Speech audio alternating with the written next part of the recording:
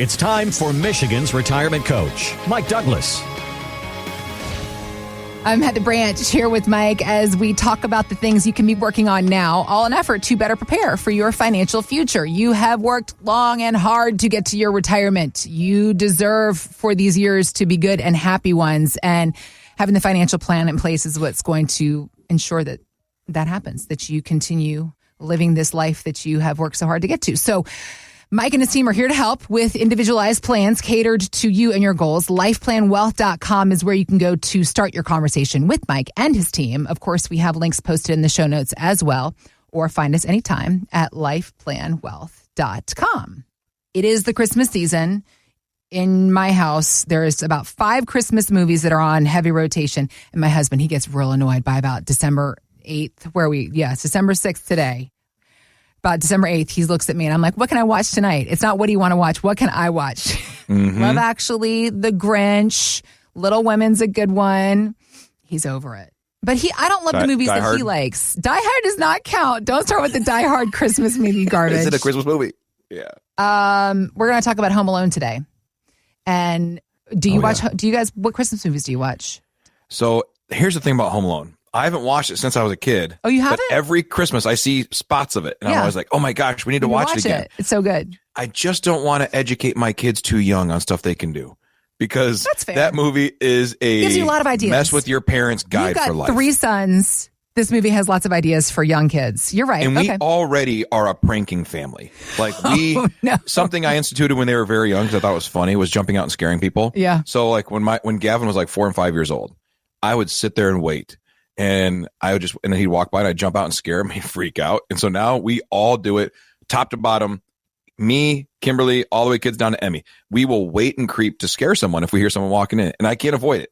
Like it'll be late at night. I'll go out to the kitchen. Kimberly goes to the laundry room and I just know that she's walking back. And so I'll just go stand by this door and just wait. You've created your own monster house. I'm 40. I should be over this, but I can't stop doing it. And then I get annoyed at my kids when they scare me and they're like, well, this is your idea. You created it. Thing. So now to think that I'm going to put all these toys out there, like show my kids how to jerry rig my house and booby trap it. It doesn't seem like maybe they could learn how to be self-sufficient though, because as we all know that watched the movie, he went on to take care of himself while everybody was out of town at the ripe age of 8 years old. Yes. Let's first talk about how Home Alone, it's 33 years old. It came out 33 years ago. Hurts my heart. Many memorable scenes we could sit here and quote. One in particular is when he had to take himself grocery shopping. And here is that moment of Kevin at the grocery store. Are those microwave dinners any good? I don't know. I'll give him a whirl. Hold on, I got a coupon for that. It was in the paper this morning. Are you here all by yourself? Ma'am, I'm 8 years old. You think I'd be here alone? I don't think so. When was the last time you clipped a coupon? And I remember I have visuals of my mom like opening up the wallet and like taking out I don't get newspapers anymore. So yeah, we still get some local magazines delivered and they still have coupons in them. Yes, the local publications do. And my kids for a while were starting to clip them. Like, oh, well, this Subway or this Mancino's or whatever. So we would do that. And then we'd get there and they say, oh, you don't have the coupon? It's fine. It's actually just a sale price. And then my kids lost faith in the whole coupon You can system. go into the store and say, hey, I saw this coupon. Will you honor it? And a lot of times they'll do that because it's a nod to the fact that the marketing is working. So no more recipe card boxes with files separating your coupons. None of that stuff. Just walk in the store and say, I had a coupon. Can you honor it? They probably will give it to you. Yeah, what? I'd like the 10% discount today. So thinking about how finances have changed from coupon clipping to everything else we can talk about. We talk about how all the old financial rules that a lot of people still apply to from the 90s, like the 60-40 model, the 4% rule. What are some of the biggest changes that you've seen in your career as far as financial perspective and retirement savings go? I think that one of the big issues, I'm not going to say issues, but a change, it's a cyclical thing. People's confidence and where their fears come from. I think fear and instability financially and emotionally, it feels like it's at an all-time high. Now, I don't have a 100-year perspective on rating fear. I can only look at the stock market. Mm-hmm. But man, oh man, so many people are scared and afraid right now. Yeah. And some of it's very justified. You know, there's a lot of stuff to worry about and concern about. And that's not what we want to focus on during the Christmas season and during everything else going on. Mm-hmm. But that is something I've noticed a heavy trend in recently. Is that a lack of confidence in the government, lack of confidence in the stock market, in international affairs, all these things. And that's justified. And a lack of peace for a lot of people, which is tough because it's kind of the season where we say those things, right? We want joy to the world. We want, all these things. It's peace, Emmanuel, all these things that come with Christmas season. And so that's tough when you hear that. And we also know that the holidays are kind of tough for people, whether they're widows or different things. So as we've seen these trends through the year, I think back to 10 years ago, the market just was on such a crazy run that people were getting over the 2008. They weren't over it, but their portfolios had basically recovered. There was forgetfulness. There has been forgetfulness. Well, that's because people were, once you recover your losses and you start moving forward, it's almost like, obviously with Kimberly always talks about like when she has a baby, I'm like, after going through having a baby, why would you want to do it again? She goes, because there's these hormones that release and I forget all about it. Women forget that your brain, actually, there's been studies, I think they talk about how we forget pain over time. Yeah. You can remember situations happening, but the physical pain, a lot of times if you think back, you will have a hard time remembering it. Yeah. And that's once your money is back positive, you don't think so much. Now, if you really dig deep into the feelings, you can find them. Yeah. But you really don't find them again until the market dips hard and you go, oh, there it is. It's almost like a unresolved issue that a therapist PTSD. reveals to you. In the same way, it's like the market dips and you go, oh, why do I feel so sick? Oh, because I never actually processed 2008's crash.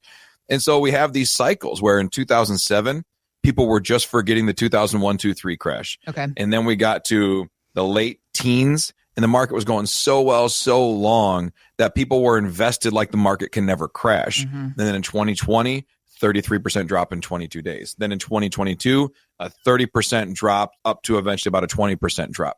So we go through these cycles and it just feels like people are more on the fearful side right now because we're in the midst of one of those down cycles where the market tanked last year, went up this year, back down, then back up. So it's a lot of movements. And I think that that's one of the big issues dealing with retirees, dealing with people in their finances is where do I turn? We have what feels like more information than ever, and it is more information than ever. We have news at our fingertips. We're not in a 48-hour news cycle anymore. We're basically in a, if something happens, we'll know within about 3 to 5 minutes for most people, right? Because it's just instantly there on your phone through Facebook, X, Instagram, whatever that you follow, just different websites. It's all over. So now we have to find a way to process that stuff down and maintain our peace through it all, because that's one of the things that people are lacking. When people come in, oftentimes they're just saying, I don't know. I can't do this anymore. I've managed it myself. I've done this myself. I just don't get it anymore. And I'm scared. And that's one of the problems I see right now.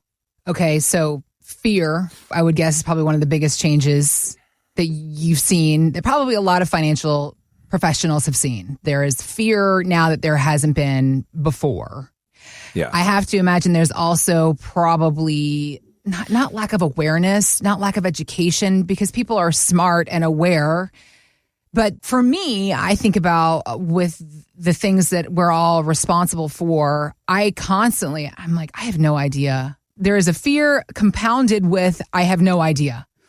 Yeah. Where do we begin? Where do we go? Yeah. And the less you know, the quicker your fear compounds. Yep. Right? Yep. Because, the best example I can give is if my car starts shaking, I don't know where to look. Panic.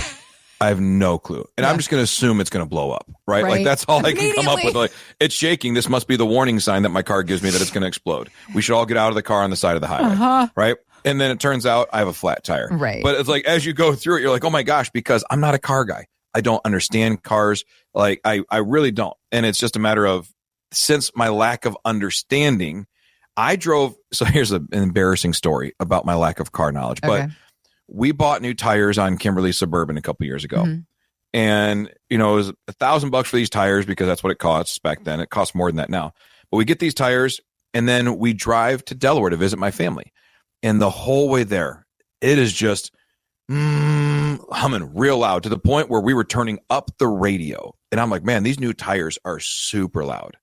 And I thought it was interesting, though, that when I would turn like on curves, like on the Pennsylvania Turnpike, going up and down these hills at 70 miles an hour, that it got really quiet.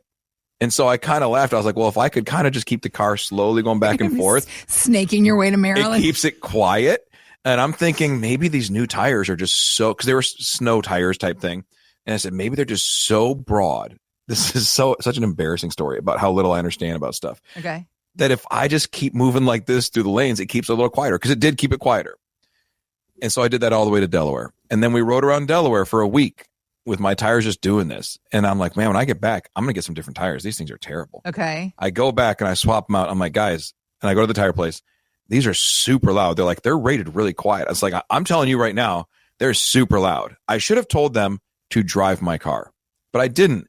Instead, they said, well, there is a quieter tire, but the set of 4 is actually $1,500. So you'd have to pay another $500. And I said, well, I can't ride around with it this loud. So let's do it. So I gave them another $500 and they put on another set of tires. And I drive and it's slightly quieter, but it's loud. And I'm losing it. I'm getting so frustrated. And I'm like, there's no way $1,500 tires on a nice, expensive car should be this loud. Mm-hmm. And so I'm so mad. I drive right to my brother-in-law's house. And I said, you got to come in the car and figure out what this sound is with me. We pull out of his driveway, and he has this maybe 200-yard stretch from his driveway to the main street. Okay. By the time we got to the main street, he said, your wheel bearing's bad on your passenger side, and that's the entire noise. It's $300 to fix. And I was like, we haven't even turned on. I said, but don't worry. When I turn, it's going to get quiet. He goes, right, because it's a wheel bearing. And so we turned on, and it was quiet. And then as soon as we hit the road, he goes, do this. And I just did a couple things. He's like, yes, $300. Your tires were fine. I'm sitting here listening. This happened to my husband last year. Furious. His wheel bearing was bad, and it was, and then when he would turn, it would stop. I'm listening to the story, and I was thinking to myself, you've got that thing that my husband had wrong with his car. Yeah. And but you know what you can't do? Did you have to pay for the first set of tires, or was it still warranty, and then they put the new set of tires on? It was just another $500. So all in all, but then the funny part is, I had to also do $300 for a wheel bearing. So the $1,800 later is, well, and that's your lack of information and your lack of knowledge can lead you to make some bad decisions. And will end up costing you more, right? Put yourself in a bad spot. The unknown is definitely scary, and it puts us in a position of lack of control and lack of power. And we don't want to be in that. Yeah. So whenever it comes to finances, when it comes to your car, that's why when I go to my mechanic, I gladly just pull in and I say, take a look around. Toss in the keys as you're walking away. Yeah. I'm like, you guys have a blank check. Just keep me safe, because I have no ability to control it myself. Yeah.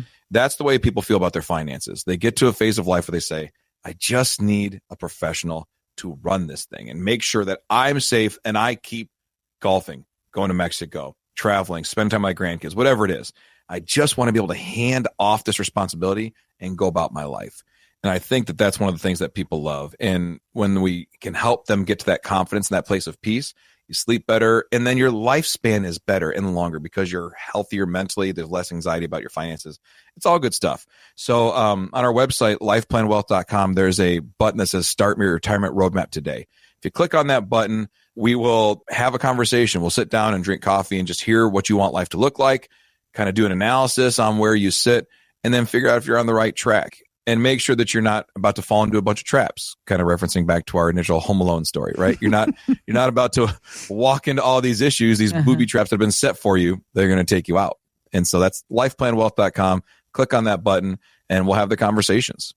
And also understanding all of these things that are now upon you to figure out and understand for your savings, for your investments, for your retirement. Knowing that you don't have to figure all of this out by yourself, I think is also a big comfort blanket thing for a lot of folks. So again, if you have questions, give Mike and his team a buzz. They are here to help you out. Lifeplanwealth.com is where you can begin. We have links posted in the show notes, or find us anytime at lifeplanwealth.com. Thanks for listening to Michigan's Retirement Coach with Mike Douglas. To learn more, visit lifeplanwealth.com. Michael Douglas is an investment advisor representative of Stewards Wealth Planning, LLC, a registered investment advisor. Financial professionals are not licensed in all 50 states. To find out if Michael Douglas is licensed in your state, please call 517-323-7526. Stewards Wealth Planning, LLC is not affiliated with nor endorsed by the Social Security Administration or any other government agency and does not provide legal or tax advice. Annuity guarantees rely solely on the financial strength and claims-paying ability of the issuing insurance company. By contacting us, you may be provided with information about insurance and annuity products offered through Michael B. Douglas, NPN number 9650939.